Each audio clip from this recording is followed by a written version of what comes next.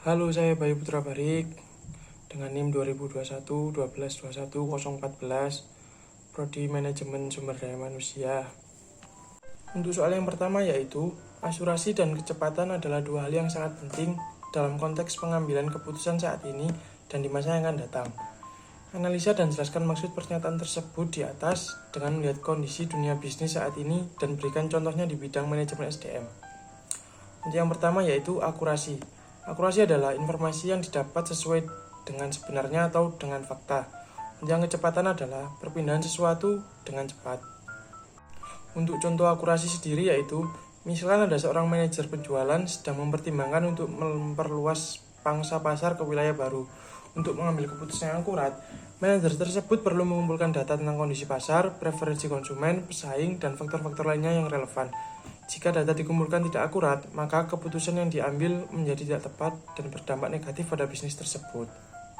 Untuk contoh kecepatan sendiri yaitu, sebuah perusahaan retail mungkin mendapatkan peluang untuk membeli stok produk dengan harga diskon yang signifikan hanya dalam waktu yang terbatas.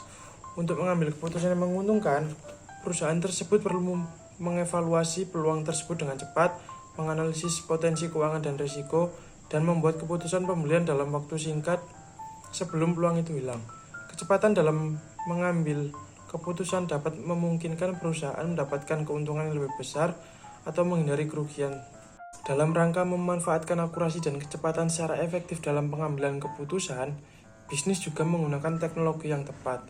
Penggunaan sistem analitik yang canggih, kecerdasan buatan, dan otomasi dapat membantu proses dan menganalisis data yang cepat, serta memberikan wawasan yang akurat untuk pengambilan keputusan yang baik.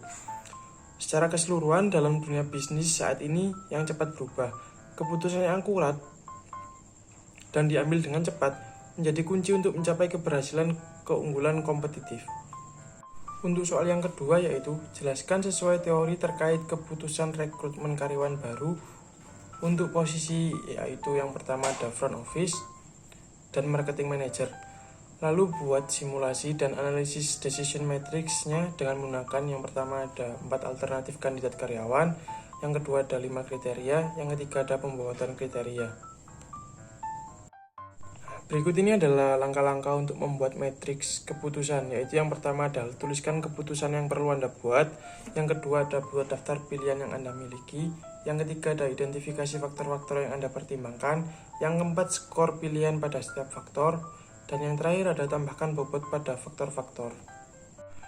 Berikut ini adalah contoh metrik keputusan posisi pada marketing manager, yaitu dengan ada 4 kandidat dan ada 5 kriteria. Untuk Jeffrey sendiri yaitu untuk tanggung jawabnya dapat 80, sedangkan Moki 90, Nando 70, Mika 60. Untuk yang jujur sendiri, Jeffrey dapat 90, Moki 60, dan seterusnya. Untuk penilaiannya sendiri yaitu dikalikan dengan bobot. Contohnya seperti Jeffrey 80 kali 25, Moki sendiri 90 kali 25, untuk Nando 70 kali 25, sedangkan Mika 60 kali 25.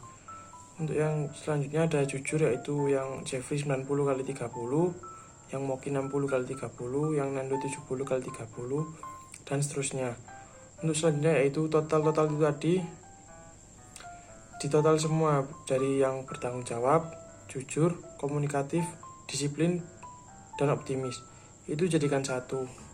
Berdasarkan total skor dari para kandidat tersebut, yang layak menjadi marketing manager adalah kandidat ketiga yaitu Nando, dikarenakan memiliki skor tertinggi dengan total skor 7.700. Untuk matriks keputusan adalah alat yang sangat berguna untuk situasi seperti ini.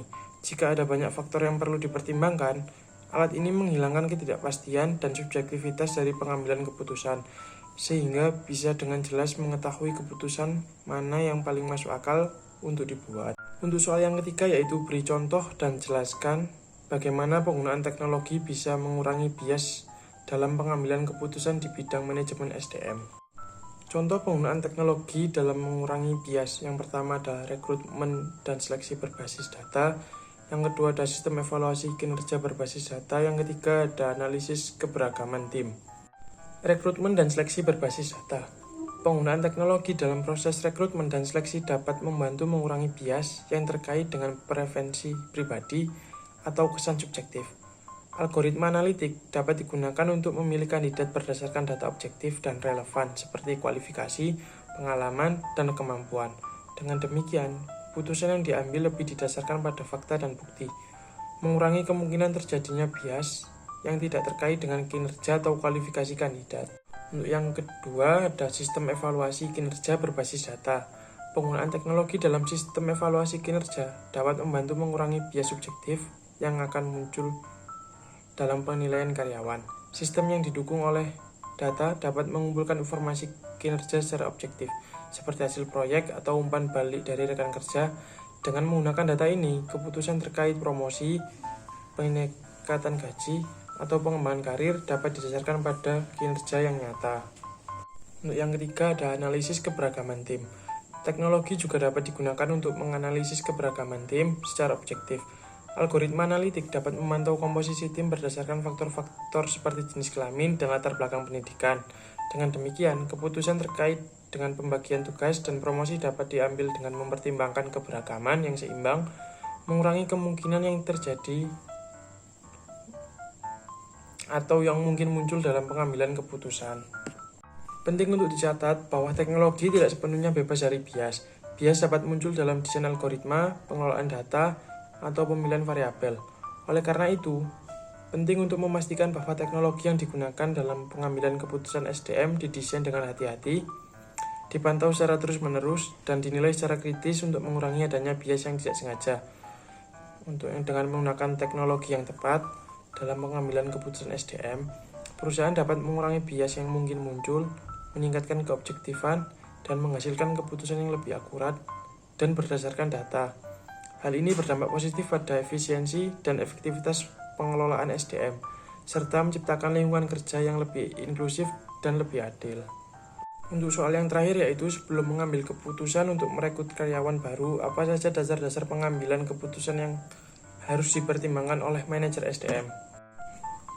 Hal yang harus diperhatikan sebelum merekrut karyawan baru yaitu, yang pertama ada mempersiapkan deskripsi pekerjaan, yang kedua ada membuat rencana rekrutmen, yang ketiga ada mencari talent yang tepat, yang keempat ada membuat daftar talent teratas, yang kelima ada lakukan wawancara langsung, dan yang terakhir menawarkan pekerjaan dan onboarding karyawan baru. Sekian, jika ada salah kata mohon maaf. Kurang lebihnya, wassalamualaikum warahmatullahi wabarakatuh.